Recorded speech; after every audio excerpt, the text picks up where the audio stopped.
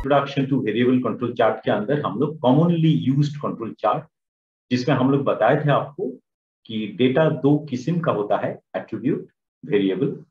और जो variable data है मतलब कंटिन्यूअस डेटा, मैंने ये बोला था कि कंटिन्यूअस डेटा मतलब किसी भी दो डेटा ले लीजिए, उसके बीच में कभी भी और एक डेटा मिल सकता है, और वो अगर टेक्नोलॉजिकली मेजरेबल है तो definitely you can get that data. और इसके संदर्भ में हम लोग डिस्कस किए थे कि अगर सब ग्रुप मतलब एट ए टाइम जो सैंपल कलेक्ट किया जाता है, may be after a minute, may be consecutive sample, इसको हम कहते हैं सब ग्रुप। तो ये सब ग्रुप साइज अगर आपका 10 से ऊपर है तो हम लोग एक्स बार मतलब एवरेज और इसके साथ स्टैंडर्ड डिविएशन कैलकुलेट करके चार्ट प्लॉट करते हैं।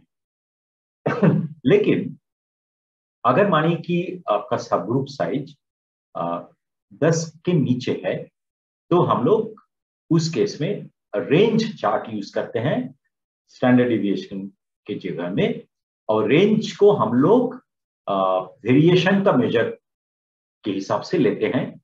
और दो ऊपर नीचे होता है, एवरेज चार्ट ऊपर प्लॉट किया जाता है, उसके नीचे रेंज चार्ट प्लॉट किया जाता है। और एक्स बार एस चार्ट में भी वही है सिस्टम, ऊपर में एक्स बार चार्ट और नीचे स्टैंडर्ड डिविएशन, जो एस चार्ट स्टैंडर्ड डिविएशन का जो चार्ट है, मतलब बेस्ड ऑन स्टैंडर्ड डिविएशन का जो वेरिएशन है उसका चार्ट प्लॉट किया जाता है। और ये भी हम डिस्कस किए थे कि एन अगर इक्वल टू 1 है, यानी कि कोई सब ग्रुप नहीं है, सैंपल सिर्फ एक ही सैंपल लिया जाता है, तब हम लोग इंडिविजुअल चार्ट और मूविंग रेंज चार्ट का इस्तेमाल करते हैं। तो ये तीनों चार्ट अभी डिस्कशन होगा। उसके बाद हम लोग एट्रीब्यूट चार्ट के अंदर जाएंगे, जो डिफेक्ट और डिफेक्टिव चार्ट है। और डिफेक्ट के अंदर जिसको हम कहते हैं सी चार्ट और यू चार्ट, और डिफेक्टिव के अंदर हम लोग पी चार्ट और एनपी चार्ट, ये दोनों हम लोग डिस्कस करेंगे। तो अभी over to Omkar for covering the 3 charts, 3 variable control chart. Omkar, are you ready? Yes, sir. Yeah. You can start from the first page. So good afternoon, team. तो अभी हम 3 चार्ट देखेंगे, एग्जाम्पल लेके अंडरस्टैंड करने की कोशिश करेंगे कि ये प्लॉट कैसे करते हैं, प्लॉट करने के बाद हाउ टू रीड इट, और उसमें और कुछ प्रोसेस होती है क्या कि जिससे हमको हेल्प हो जाए to understand whether the process is capable और नॉट। तो कौन से 3 चार्ट है जो अभी हम देखने वाले हैं? One is X bar R chart, the next one is X bar S chart, और जो तीसरा है वो है IMR चार्ट। तो स्टार्ट करते हैं एक्स बार आर चार्ट से। पिछली बार भी हमने इसको टच किया था, लेकिन जस्ट टू रिवाइज हम इसको फिर से देखेंगे and then we will move out to the next one, that is X bar S chart and IMR chart. तो हमने देखा अभी रूल्स में कि एक्स बार आर चार्ट हम कब प्लॉट करते हैं, जब कभी भी सब ग्रुप का साइज 10 से कम हो और 1 से ज्यादा हो, तब जाके हम generally X bar R chart plot करते हैं। तो सब ग्रुप मतलब क्या? सब ग्रुप मतलब एक टाइम इंटरवल में मैं जाता हूँ प्रोसेस में, कुछ डेटा कैप्चर करता हूँ, सैंपल कैप्चर करता हूँ, उसको बेसिकली मैं सब ग्रुप बोल रहा हूँ। तो जैसे कि यहाँ पे एक टेबल दिखाई दे रहा है आपको, और टाइम इंटरवल्स मैंने लिखे हुए हैं 7 बजे, 7:30 बजे, 8 बजे and up to 7 o'clock in the evening. So ये मेरे सब ग्रुप्स है, जैसे कि 25 सब ग्रुप्स आर हियर, और हर एक सब ग्रुप में कितने रीडिंग्स मैंने लिए हुए हैं? 5 रीडिंग लिए हुए हैं। सो मेरे सब ग्रुप का साइज हो गया है 5। Since it is less than 10, I am plotting X bar R chart. तो सबसे पहले ये टैबुलर फॉर्मेट में जब डेटा हम मेंशन करेंगे, जब हम कलेक्ट करेंगे, तो सबसे पहला जो स्टेप होता है वो होता है हर एक सब ग्रुप का हमको एक्स बार और रेंज कैलकुलेट करना है। देखिए फिर से बोल रहा हूँ, पहली स्टेप क्या है? हर एक सब ग्रुप का मुझे एक्स बार और आर कैलकुलेट करना है। आर मतलब रेंज। सो पहले देखेंगे एक्स बार क्या होगा। X bar is basically simply arithmetic mean of all of this सब ग्रुप। सो अगर मैं एग्जांपल लूँ ये पहला सब ग्रुप का, तो उसका एक्स बार क्या होगा? It is 35 + 37 + 41 + 36 + 40 divided by 5। Next का अगेन द सेम, इस सब ग्रुप का मैं एवरेज लूंगा and that the average value will be X bar. And what will be my R value? R is basically range. Range क्या होता है? Range ये होता है कि उस सब ग्रुप में से सबसे ज्यादा वाला वैल्यू और सबसे कम वाला वैल्यू, इस दोनों में का डिफरेंस मतलब मेरा रेंज। सो इसी एग्जांपल में देखेंगे, फर्स्ट ग्रुप में सबसे हाई वैल्यू कौन है, 41 है, और सबसे लो वैल्यू क्या है, 35। So my range for that particular sub group is basically 6। ठीक है, so this is the first step whenever we are trying to plot X bar R chart. तो देखिए यहाँ पे आपको दिखाई देगा कि हर एक सब ग्रुप के सामने मैंने एक्स बार कैलकुलेट किया हुआ है और रेंज भी कैलकुलेट किया हुआ है। फिर से मेथड क्या है, simple method, arithmetic mean of that sub group is my X bar, और सबसे ज्यादा रेंज, सबसे ज्यादा वैल्यू माइनस सबसे कम value is basically range of that sub group. तो यहाँ पे एक एग्जांपल लेंगे, तीसरा वाला, तो यहाँ पे रेंज 8 है। 8 क्यों आया, क्योंकि सबसे वैल्यू जो बड़ा है वो 47 है और सबसे कम है 39, that's why my range come out to be 8, right. So हर एक जो सब ग्रुप है उसका मैंने एक्स बार और रेंज कैलकुलेट किया, that is my end of the first step. इसके बाद बेसिकली मुझे कैलकुलेट करना है कंट्रोल लिमिट्स। कंट्रोल लिमिट्स क्या होता है, remember these are not specification limits. So control limit calculate करने के लिए हमारे पास हर एक कंट्रोल चार्ट का कुछ फॉर्मूला रहता है, राइट। जैसे कि हमने देखा कि X bar R chart are basically combination of two charts, one is X bar chart and other one is R chart. So जब मैं एक्स बार को चार्ट प्लॉट करने की कोशिश कर रहा हूं तो उसका कंट्रोल लिमिट मतलब अपर कंट्रोल लिमिट और लोअर कंट्रोल लिमिट कैलकुलेट करने का अलग फॉर्मूला है, और आर चार्ट में जब कैलकुलेट कर रहा हूं तो उसका भी अपर कंट्रोल लिमिट और लोअर कंट्रोल लिमिट का फॉर्मूला अलग है। तो सबसे पहले देखेंगे कि आर चार्ट का जब हम कंट्रोल लिमिट कैलकुलेट करते हैं तो उसका फॉर्मूला क्या है। तो यहाँ पे कोशिश कीजिए देखने की, फोकस करने की। Calculate the control limits for R chart. Formula हमको बता रहा है UCLR is equal to D4 multiplied by R bar, right. So R bar क्या है मेरा, आर बार इज बेसिकली जो कुछ भी समेशन ऑफ रेंज है उसका एवरेज। फिर से रिपीट कर रहा हूं मैं, आर बार क्या है, it's a average of all the ranges that I have find out for each सब ग्रुप। थोड़ा सा पीछे वाले डेटा में जाएंगे और अंडरस्टैंड करेंगे कि आर बार क्या होता है। तो आपको पता है कि हर एक सब ग्रुप का मैंने रेंज निकाला हुआ है, correct, that is R value 6, 5, 8 and so on up to the last sub group R value that is 4। So my R bar क्या है, मेरा आर बार है इन सब का average is basically my R bar, मतलब 6, 5 plus 8 till up to 4 divided by 25। तो यहाँ पे आप देखोगे R bar is equal to 6 plus 5 plus 8 plus dash dash dash up to the end value divided by 25। Why 25? Because these are the number of subgroups जिसका मैंने data लिया हुआ है, and that's why R bar came out to be 5.3। अभी formula में देखेंगे, lower limit upper limit का formula क्या है, D4 multiplied by R bar। R bar हमको पता चला that is average of all the ranges multiplied by D4। अभी D4 ये कांस्टेंट है और ये हमको कांस्टेंट टेबल से पता चलता है कि उसकी वैल्यू क्या है। तो अभी मैं आपको कांस्टेंट टेबल दिखाने जा रहा हूं और वहां पे मुझे अलग अलग कांस्टेंट की वैल्यूज मिलती है, जैसे कि A2, D3, D4, D2, और that is basically based upon my सब ग्रुप साइज। जैसे कि हमने देखा इस एग्जांपल में मेरा सब ग्रुप साइज क्या था, 5 था। नंबर ऑफ सब ग्रुप्स नहीं बात कर रहा हूं मैं, सब ग्रुप साइज मतलब हर एक सब ग्रुप में कितने मेरे रीडिंग्स हैं। तो मेरे इस केस में, इस एग्जांपल में हमारे 5 मेरा सब ग्रुप का साइज है। सो इस रो में हम जो वैल्यूज देख रहे हैं, these are the corresponding values of A2, D3, D4 और D2। हमने एग्जांपल में अभी देखा रेंज चार्ट प्लॉट करते समय अपर कंट्रोल लिमिट में कांस्टेंट क्या आता है, D4। तो फिर से कांस्टेंट टेबल में जाएंगे और D4 की वैल्यू देखने की कोशिश करेंगे। For a subgroup size of 5, D4 value is 2.114. Correct? For subgroup size of 5, D3 value is 0. For subgroup size of 5, A2 value is this and small d2 value is this. ये A2 और small d2 will be used in plotting X bar chart. Going back again to R chart. So my UCLR is coming out to be D4 multiplied by R bar, that is 2.114 multiplied by 5.3, and that is coming out to be 11.2. और lower limit क्या है? D3 multiplied by R bar. Since D3 is 0, my lower limit is basically 0. अगर मेरा sub group size if more than 6 होता, then मतलब 7 होता, तो मेरा D3 का कुछ वैल्यू होता, और उस केस में मेरा lower control limit for R chart would have been some value. But in this case, since the sample size is 5, since the subgroup size is 5, my lower control limit for R chart is coming out to be 0, right? So I hope you are clear with R chart का हमने upper control limit और lower control limit कैसे find out किया. अभी हम X bar chart का देखेंगे कि upper control limit और lower control limit कैसे plot करते हैं. Moving ahead, so उसका formula है upper control limit for X bar chart is equal to X double bar plus A2 multiplied by R बार.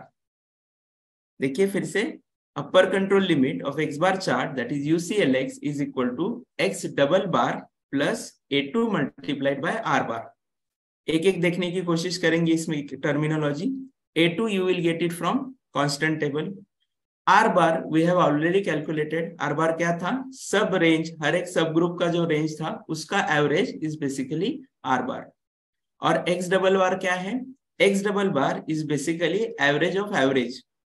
फिर से हम डेटा के सेट में जाने की कोशिश करेंगे और X डबल बार क्या है ये देखने की कोशिश करेंगे. I am going back to my table जहां पे मैंने X बार और रेंज कैलकुलेट किया था.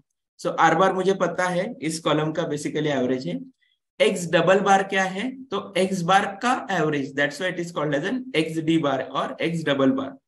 So, जो कुछ भी हर एक सब ग्रुप का एवरेज मैंने फाइंड आउट किया हुआ है उसका जब मैं एवरेज निकालता हूं तो उसको बोलते हैं XD बार या फिर X double bar. So accordingly I have calculated the XD bar. तो देखेंगे यहाँ पे आप 37.8, 40 point and so on divided by 25, and my X double bar that is average of X bar is coming out to be 39.5. Now I know R bar, now I know R bar, now I know X double bar. I know the constants from this constant table for A2 and D4, that is coming out to be 0.577 and 2.326. I'm just putting it in this formula, wherein which I am calculating my upper control limit for X bar chart. Formula बता रहा है मुझे X double bar plus A2 multiplied by R bar. Substitute किया and then I got my upper control limit for X bar is equal to 42.5. Similarly, lower control limit for X bar is equal to X double bar minus A2 into R bar. Again, I have substituted the value which already I have calculated, and my lower control limit is coming out to be 36.4. तो देखिए, अभी सबसे important जो 4 चीजें हैं वो मुझे पता चली है. R bar के upper control limit और lower control limit. Similarly, X bar के upper control limit और lower control limit. Now I will actually plot my X bar R chart. जैसे कि यहाँ पे दिखाई दे रहा है. This I have plotted by using Excel. ऊपर वाला जनरली X बार चार्ट होता है और नीचे वाला R चार्ट होता है. This dotted line are basically showing me the orange one at in the lower chart is basically upper control limit. The yellow one which is get merge with the 0 because my lower control limit is 0. These are my upper and lower control limits for R chart. Similarly, for X bar chart, my upper control limit is basically shown in the dotted, that is coming out to be 42.5, and lower control limit is coming out to be 36.4. तो यहाँ पे जब हम देखते हैं तो मुझे यहाँ पे एक दिखाई दे रहा है कि R चार्ट में एक पॉइंट है जो अपर कंट्रोल लिमिट के बाहर जा रहा है. Now there is a possibility कि यहाँ पे कुछ असाइनेबल कॉज होगा जिसकी वजह से एक पॉइंट मेरा अपर कंट्रोल लिमिट के बाहर जा रहा है. सो in order to understand कि अगर मेरा जो प्रोसेस है whether it is capable without an assignable cause, so what I need to do, first I need to see कि अगर ये assignable cause नहीं होता तो मेरा जो प्रोसेस है वो स्टेबल है क्या. तो इस प्रोसेस को बोलते हैं होमोजेनाइजेशन, जिसमें हम क्या करते हैं कि जो कोई भी पॉइंट बाहर जा रहा है कंट्रोल लिमिट का वो हम रिमूव करते हैं रीडिंग से और देखते हैं कि जो बाकी वाले पॉइंट है वो अंडर कंट्रोल आ रहे हैं क्या नहीं. तो यहाँ पे एक देखने की कोशिश करेंगे. पॉइंट है 13 वाला R चार्ट में जिसका रीडिंग 13 है, वो point is because of some assignable causes. So I am assuming here कि ये जो पॉइंट है ये it is because of some assignable causes. While calculating, I am removing it from this particular table, and in that case my number of groups कितने हो गया, जो पहले 25 थे वो अभी 24 हो गए, क्योंकि ये वाला सब ग्रुप मैं कंसिडर नहीं कर रहा हूं, क्योंकि इसका जो रीडिंग है that is because of some assignable causes. So अभी मैं 24 सब ग्रुप लेके फिर से मेरे कंट्रोल लिमिट्स कैलकुलेट करने वाला हूं, दोनों चार्ट के लिए, एक्स बार के लिए भी और आर चार्ट के लिए भी। And again I am going to plot the same charts. This technique is called as basically homogenization. तो यहाँ पे मैंने फिर से रिकैलकुलेट किया और ग्राफ प्लॉट किया, तो अभी मुझे पता चल रहा है कि there is no assignable cause in the system and all of my points are well within the upper control limit as well as a lower control limit for R chart and a X bar chart. So that basically indicates that system is stable and it can produce an stable output over the period of time. Correct? So फिर से हम repeat करेंगे कि exactly X bar R chart plot कैसे करते हैं। Basic formula है कि X bar R chart जब हम प्लॉट करते हैं तो हमको देखना है कि सब ग्रुप का जो साइज है it is basically less than 10। तो नंबर ऑफ सैंपल में जब सब ग्रुप में कैलकुलेट करता हूँ वो 10 से कम होगी। जब कभी भी मैं ये डेटा डॉक्यूमेंट कर रहा हूं, हर एक सब ग्रुप के लिए मुझे एक्स बार मतलब उस सब ग्रुप का एवरेज कैलकुलेट करना है, एट द सेम टाइम उस सब ग्रुप का रेंज भी कैलकुलेट करना है। इस प्रकार से जितने भी सब ग्रुप है उसमें मैंने एक्स बार कैलकुलेट किया है और रेंज कैलकुलेट किया है। वो होने के बाद मुझे एक्स बार का average which we call it as an X double bar वो कैलकुलेट करना है, और सिमिलरली रेंज का average which is basically called as an R bar वो मुझे कैलकुलेट करना है। Once this is done, there is a formula for calculating the upper control limits for X bar and as X bar chart and R chart. जो formula हमको बताता है कि in case of an range chart, upper control limit is D4 multiplied by R bar and lower control limit is D3 multiplied by R bar. This constant you will get it from the constant table. Constant table हम कैसे पढ़ेंगे? Constant table हम पढ़ेंगे based upon the number of subgroup size. हमारे case में sub group size 5 है, तो correspondingly we will find out A2, D3, D4 क्या है। सिमिलर वे जैसे हमने आर चार्ट के लिए कैलकुलेट किया, हमको एक्स बार चार्ट के लिए भी कैलकुलेट करना है upper control limit for X bar chart and lower control limit for X bar chart. The moment we get upper control limit for both the charts, we will be plotting actual X bar chart and R chart. जैसे कि मैंने Excel में ये chart plot किया हुआ है, there are various online softwares also available with the help of which you can immediately plot this charts.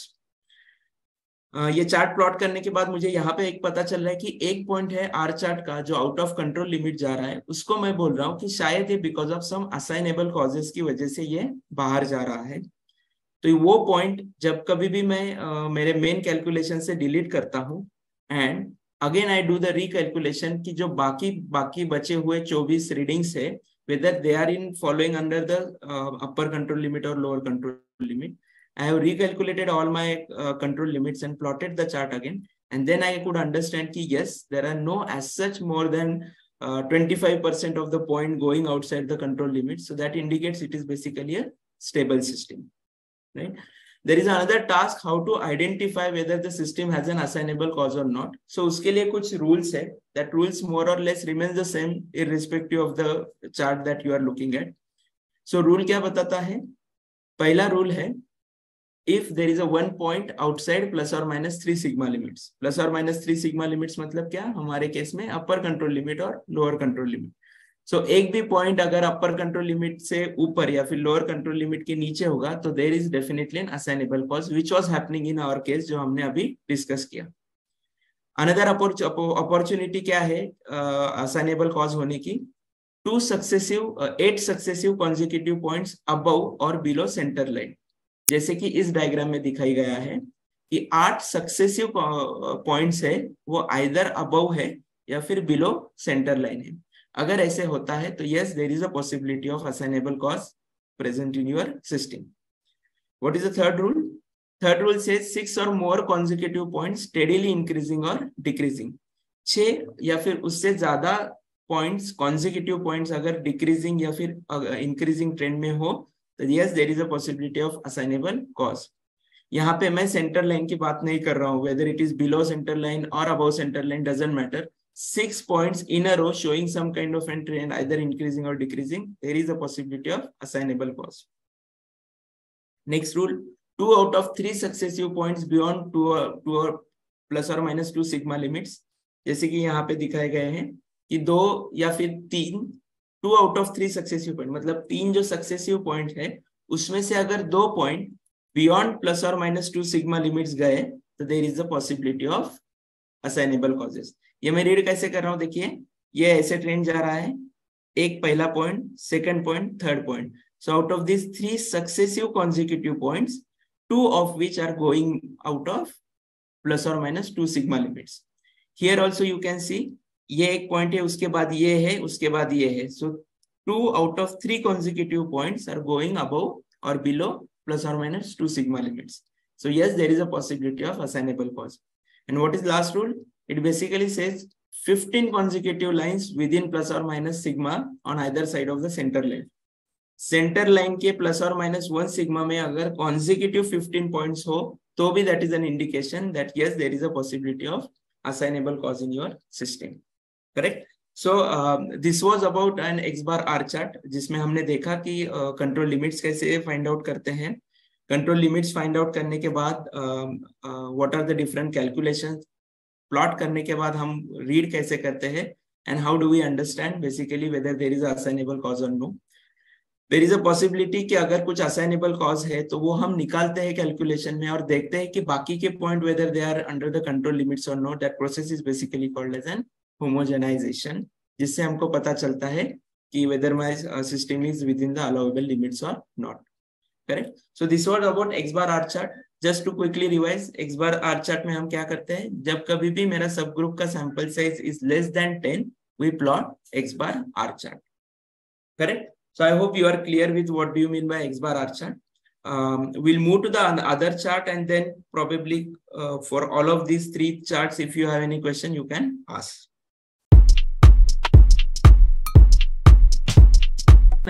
इधर हमें दिख रहा है आर चार्ट में maximum, I don't no difference between these 2 points, point number 12 and 13. Otherwise I would have said point number 11, 12, 13, 14, 15 almost in increasing, but वो भी 5 point हो रहा है, वो भी कंसिडर करें तो भी 5 ही हो रहा है। yes, yes. तो रूल एप्लीकेबल नहीं हो रहा है, ठीक है। I think Omkar this gives clarity. Can you bring back the original chart, homogenization का पहले का चार्ट? हाँ, तो अभी ये चार्ट में मैं एक सवाल करूंगा, आप सबको इस सवाल के ऊपर ध्यान देना है। देखिए आर चार्ट में, एक्स बार आर चार्ट में, या तो एक्स बार एस चार्ट में, या तो IMR चार्ट जो ओंकार बोलने वाला है अभी, ये तीनों ही चार्ट में एक्स बार चार्ट जो है वो ऊपर में रहता है, और XMR चार्ट में एक्स चार्ट कहते हैं वो ऊपर में रहते हैं, उसके बिल्कुल नीचे आर चार्ट रहता है, ठीक है। तो हर एक पॉइंट का 2 वैल्यू मिलता है। जैसे आप देखिए पॉइंट नंबर 9 का 2 वैल्यू मिल रहा है, एक एक्स बार वैल्यू मिल रहा है, ये एक्स बार वैल्यू मिल रहा है, और एक आर वैल्यू मिल रहा है, एक्स बार वैल्यू और एक आर वैल्यू। ये एक्स बार वैल्यू है, ये आर वैल्यू है। एक्स बार वैल्यू देखिए इसका बिल्कुल अंदर ही है, बिल्कुल अंदर है, कोई प्रॉब्लम नहीं। अपर control limit lower control limit से काफी अंदर है, कोई प्रॉब्लम नहीं एक्स बार वैल्यू का। लेकिन आर वैल्यू इसका बाहर गया है। क्या मतलब रहता है इसका? एक्स बार चार्ट में अंदर है, आर वैल्यू बाहर गया है, इसका मतलब इसमें पूरा ग्रुप में कोई अनम्यूट करके मुझे बोलने का कोशिश करेंगे प्लीज।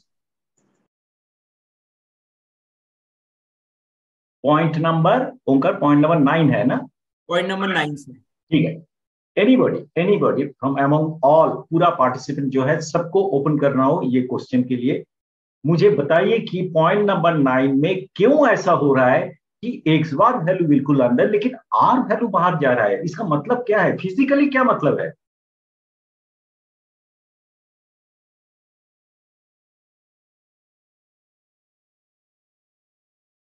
प्लीज बताने का कोशिश कीजिए, नहीं तो अगर आपका, हाँ बोलिए कौन आर बोले तो रेंज क्या है ना, और एक्स बार वो एवरेज क्या है, तो एवरेज वैल्यू कंट्रोल में है, लेकिन तो मिनिमम माइनस मैक्सिमम जो है उसका ये उसका जो हेलो, उसका मतलब उसका मिनिमम माइनस मैक्सिमम जो वैल्यू है हाँ वो ज्यादा है। राइट। तो मिनिमम माइनस मैक्सिमम किस चीज को दर्शाता है ऑफ नॉर्मल डिस्ट्रीब्यूशन? हेट्रोजिनिटी दिखाता है वो। ये वेरिएशन को, राइट, वेरिएशन मतलब आर चार्ट डिपिक्ट करता है वेरिएशन को और एक्स बार चार्ट डिपिक्ट करता है सेटिंग को, ठीक है ना? मतलब सेटिंग ठीक है, लेकिन वो 5 वैल्यू के अंदर जो वेरिएशन है वो बढ़ गया, right? Omkar, can you bring the point number 9 का ओरिजिनल 5 वैल्यू? क्या क्या हो जाता है सर, कभी कभी ये जो वैल्यूज है, अभिजीत जी एवरेज आप गेट्स थोड़ा सा अफेक्टेड बाय रुक हायर जाइए। वैल्यूज। अभिजीत जी आप थोड़ा सा ये वैल्यू को देखिए, पॉइंट नंबर 9 का। पॉइंट नंबर 9 का वैल्यूज है 36, 38, 35, 48, 37। तो can you tell me, out of all these values if you look at, there is one value actually which has distorted everything. Can you identify that value? 48 ज्यादा है वो, अगर ये 48 value नहीं रहता तो तो आर फिर वो कंट्रोल में आ जाएगा। एब्सोल्युटली, तो हम लोग सस्पेक्ट कर रहे हैं, उसका मतलब ये है एक या more than one value in this range of the values in a sub group because of some assignable cause, मतलब जिसको अगर ढूंढने से हमें शायद पता चलेगा। मीनिंग कि there could have been, suppose this is a diameter grinding हो रहा है, अचानक कुछ वजह से जो टूल का सेटिंग है वो चेंज हो गया, या तो जो ऑपरेटर वो रीडिंग ले रहा है उसका माइक्रोमीटर में या तो वर्नियर कैलिपर में कुछ तो एरर आ गया, पॉजिटिव एरर आ गया, या तो जिसके वजह से वो वैल्यू बढ़ गया है। तो our job is to see that what is the real capability of the process. तो रियल कैपेबिलिटी देखने के लिए ये जो बाहर से आने वाला फैक्टर जो ओरिजिनली स्टैंडर्ड ऑपरेटिंग प्रोसीजर के अंदर नहीं होता है उसको हम बाहर निकल देते हैं, फिर हम देखते हैं ये प्रोसेस का असलियत में कैपेबिलिटी क्या है। तो वो अगर जब तक ये वैल्यू रहेगा तब तक ओरिजिनल कैपेबिलिटी नहीं आएगा। वही उसीलिए हम लोग इस वैल्यू को बाहर निकल के ओरिजिनल जो वेरिएशन है प्रोसेस का उसको हम ढूंढते हैं, और इसलिए होमोजिनाइजेशन में हम लोग बाहर वाला वैल्यू जो कंट्रोल चार्ट के बाहर है उसको हम बाहर निकल के फिर दोबारा कैलकुलेट करते हैं। That is the reason. और प्रोसेस कैपेबिलिटी स्टडी जो कि नेक्स्ट सेशन में होने वाला है उधर भी होमोजिनाइजेशन करना बहुत ही इंपॉर्टेंट है, इसीलिए ये जो हमारा एक्सरसाइज है वो उस हिसाब से काफी इंपॉर्टेंट है। किसी को कोई सवाल है तो पूछ सकते हो, otherwise Omkar will take you through the remaining charts of variable control chart. मैं अभी एक सवाल करूंगा सभी कंपनी को, आप लोग थोड़ा ध्यान से सुनिए और आंसर दीजिए। आप मुझे बताइए कि ओंकार आप लोगों को एक्स बार आर चार्ट दिखाया, एक्स बार एस चार्ट दिखाया, IMR चार्ट दिखाया, ठीक है? तो ऊपर में जो वैल्यू है इन एक्स बार चार्ट वो एवरेज प्लॉटिंग किया जाता है, एक्स बार एस चार्ट में भी एवरेज प्लॉटिंग किया जाता है। IMR चार्ट में एवरेज नहीं, एक्स वैल्यू प्लॉट किया जाता है, right? It is the X value which you are plotting, क्योंकि आई का मतलब है individual value.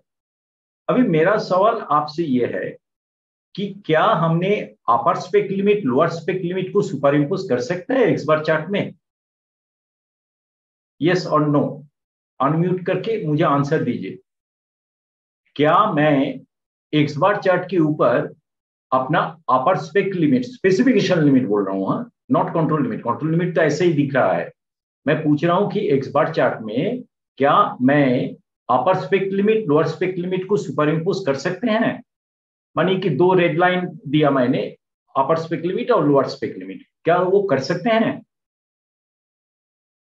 Okay, anybody unmute and answer please, otherwise मुझे वॉलंटियर ढूंढना पड़ेगा which I don't want to do.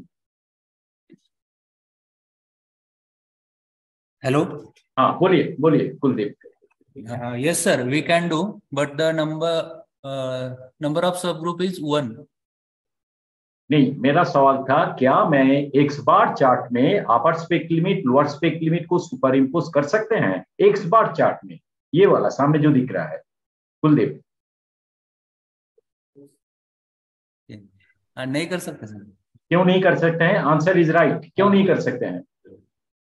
Sir वहाँ रेंज आता है दोनों का, दो ग्रुप में, इंडिविजुअल पार्ट का? रेंज नहीं, मैं बोल रहा हूँ कि एक बार चार्ट मतलब एवरेज चार्ट में क्या upper spec limit lower spec limit को सुपर इम्पोज कर सकते हैं? रेंज का बात नहीं कर सकते हैं, बिल्कुल सही, लेकिन क्यों नहीं? वहाँ सर इंडिविजुअल हम प्लॉटिंग नहीं कर रहे हैं। हाँ, एवरेज प्लॉटिंग कर रहे हैं।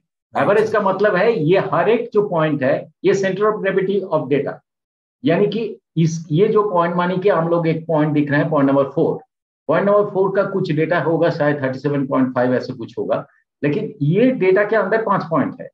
हो सकता है वो 5 पॉइंट पे कुछ पॉइंट एकदम एक्सट्रीम में है और एक एक्सट्रीम में हो सकता है, ठीक है? तो individually they may be out of the spec limit, लेकिन एज एन एवरेज वो कंप्रेस हो जाता है, डेटा मिडिल पॉइंट में रह जाता है, तो इसीलिए नहीं कर सकते हैं। तो Kuldeep, you are absolutely right. अभी बताइए कि आईएमआर चार्ट में इंडिविजुअल वैल्यूज में क्या इंपोज कर सकते हैं? कैन यू ब्रिंग उनका द इंडिविजुअल आईएमआर चार्ट का चार्ट? हाँ, यस, कुलदीप इधर कर सकते हैं क्या कर सकते हैं ना सर? बिल्कुल कर सकते हैं, इधर बिल्कुल कर सकते हैं, क्योंकि ये इंडिविजुअल वैल्यू है। Very good Kuldeep, I am quite happy with your answer. और एक सवाल था, 1 सिग्मा 2 सिग्मा लाइन के ऊपर ओंकर ने आउट ऑफ कंट्रोल सिचुएशन दिया है, लेकिन इधर 3 सिग्मा लाइन दिख रहा है, सेंटर से 3 सिग्मा लाइन ऊपर, सेंटर से 3 सिग्मा लाइन नीचे। तो अगर मुझे 1 सिग्मा और 2 सिग्मा लाइन खींचना है, उसको कैसे खींचेंगे? एनीबॉडी? लाइन कैसे खींचेंगे? क्योंकि हम लोग तो सिर्फ 3 सिग्मा लाइन ड्रॉ कर रहे हैं, 1 सिग्मा 2 सिग्मा लाइन ऊपर में और नीचे और 4 लाइन दिखना चाहिए था, वो नहीं दिख रहा है, कैसे ड्रॉ करेंगे? हाँ, एनीबॉडी? अनम्यूट कीजिए, आंसर दीजिए, बहुत सिंपल आंसर है एक्चुअली। सर यहाँ ड्रॉ कर सकते हैं ना, अगर वो स्टैंडर्ड डिविएशन पता है तो ये कर। स्टैंडर्ड डिविएशन आपको तो पता ही है, क्योंकि हम लोग प्लस माइनस A2 R बार किया है, इधर भी हम लोग प्लस माइनस जो है एक कांस्टेंट मल्टीप्लाइड बाय R बार दिया है, तो उसको हम कंसीडर करेंगे 3 सिग्मा डिस्टेंस, ऊपर का 3 सिग्मा डिस्टेंस, नीचे का भी 3 सिग्मा डिस्टेंस, तो उसको 3 से लीनियरली डिवाइड करके हम लोग 2 लाइन खींच सकते हैं, राइट? हाँ, बिल्कुल सही है, वैसे ही हम लोग करेंगे। अच्छा, तो आप मुझे बता सकते हो कि कौन सी केस में, कौन सी प्रोसेस में हम लोग R चार्ट ड्रॉ करेंगे, कौन सी केस में हम लोग S चार्ट ड्रॉ करेंगे? एनीबॉडी? क्योंकि S में सैंपल साइज, सब ग्रुप साइज 10 के ऊपर जा रहा है, और R चार्ट में सैंपल साइज नॉर्मली 5 रहता है, लेकिन हम लोग एकोमोडेट कर सकते हैं अप टू अबाउट 9 और सो। तो कौन सी प्रोसेस के लिए R, कौन सी प्रोसेस के लिए S ठीक रहेगा, बोल सकते हो? देखिए, कोई प्रोसेस में अगर बहुत जल्दी प्रोडक्ट निकल रहा है, बहुत ही जल्दी, तो उधर आप लगातार 10 सैंपल ले लिया कि 12 सैंपल ले लिया। जैसे आप ड्यूरासेल बैटरी का फैक्ट्री में जाओ तो आप देखोगे फ्रैक्शन ऑफ सेकंड में मल्टीपल बैटरी बाहर आ रहे हैं, तो उधर किसी एक पैरामीटर ले लीजिए, स्टैटिस्टिक ले लीजिए मेजरमेंट के लिए, और उधर क्विक सैंपल कलेक्ट कर रहे हो सकता है हर 10 मिनट में आप 10-10 सैंपल बाहर करके रख रहे हो, या तो हर आधे घंटे में 10-10 सैंपल बाहर कर रहे हो, तो उस केस में एक साथ में आप 12 सैंपल या 15 सैंपल ले रहे हो, तो देयर आपको इतना कॉम्प्लिकेटेड वे में R बार बाई D2 करने का जरूरत नहीं है, आप सिंपल कैलकुलेटर लो और सिग्मा इमीडिएटली आ जाता है कैलकुलेशन में। तो उस केस में आप इस बार S चार्ट यूज करोगे। लेकिन मानिए कि जहां पर सैंपल आ रहा है हर एक मिनट में, या तो 2 मिनट बार बार, या तो 5 मिनट बाद, तो आप 5 मिनट बाद लगातार 5 सैंपल ले रहे हो, फिर आप 2 घंटा या 3 घंटा बाद फिर और 5 सैंपल ले रहे हो, उस केस में आप एक बार R चार्ट को प्लॉट करोगे। ठीक है, मैं बाकी सवाल जो है उसमें सिर्फ एक ही सवाल लूंगा, बाकी सवाल बाद में करूंगा। Anybody among the group tell me the answer कि Omkar, can you bring the X bar R chart का D4 D3 वैल्यू? हाँ, D4 D4 और D3 का वैल्यू कांस्टेंट। हाँ, अब देखो भी इधर D3 का वैल्यू अप टू 6 0 है, अप टू 6 इट इज 0, यानी D3 R बार का वैल्यू, यानी lower limit of the R chart variation chart 0 है। लेकिन 7 के ऊपर गया तो D4 D3 R बार मतलब R चार्ट का नीचे वाला लिमिट भी मिल रहा है, लेकिन हमें तो पता है कि R वैल्यू मतलब मैक्स माइनस मीन, तो मैक्स माइनस मीन तो जीरो होना बहुत अच्छी बात है। तो इधर पॉजिटिव वैल्यू कैसे आ रहा है? यानी कि अगर मानिए कि आपको R चार्ट में 0.05 वैल्यू 0.076 मल्टीप्लाइड बाय R बार के नीचे आ गया कुछ वैल्यू, उसको हम कहेंगे असाइनेबल कॉज। क्यों? Anybody can answer?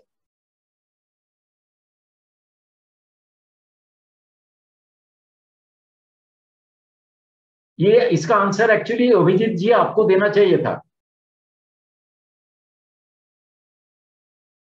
क्योंकि you are an examiner of questions. I don't know whether you are there. Anyway, मानिए कि हाँ, बोलिए आंसर बोलिए। सर बोलिए, एक बार मेरा जरा ध्यान ही। हाँ, ये मैं सवाल पूछा कि ये D3 और D4 R बार रेंज चार्ट का अपर लिमिट और लोअर लिमिट, D4 से मल्टीप्लाई करोगे R बार को तो आपको रेंज चार्ट का अपर लिमिट मिलेगा, D3 से मल्टीप्लाई करोगे R बार को तो आपको रेंज चार्ट का लोअर लिमिट मिलेगा। और रेंज मतलब जैसे पता है आपको, रेंज मतलब वेरिएशन का रिप्रेजेंटेशन है। तो उसका मतलब ये है, रेंज अगर जीरो होता है तो हमें तो खुश होना चाहिए, लेकिन 7 के ऊपर जा रहा है सैंपल साइज, तो हमें दिख रहा है कि रेंज चार्ट में एक लोअर लिमिट भी मिल रहा है, मतलब उसके नीचे आएगा तो आपको प्रोसेस स्टॉप करके ढूंढना पड़ेगा कि असाइनेबल कॉस्ट क्या है। ऐसा क्यों हो रहा है?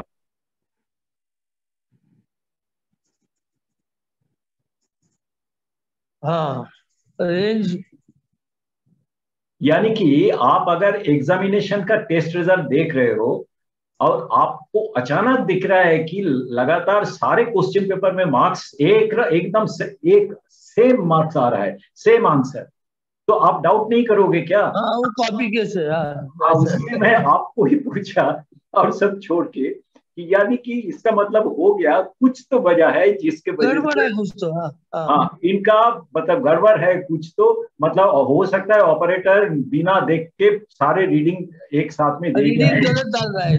हाँ, मतलब रीडिंग शायद लिया ही नहीं, या तो उनका मेजरमेंट इंस्ट्रूमेंट में तो कॉपी किया है रीडिंग। इसको बंद कर देते हैं हम लोग, इसको प्रोसेस बंद करके असाइनेबल कॉज के हिसाब से डिक्लेयर करते हैं।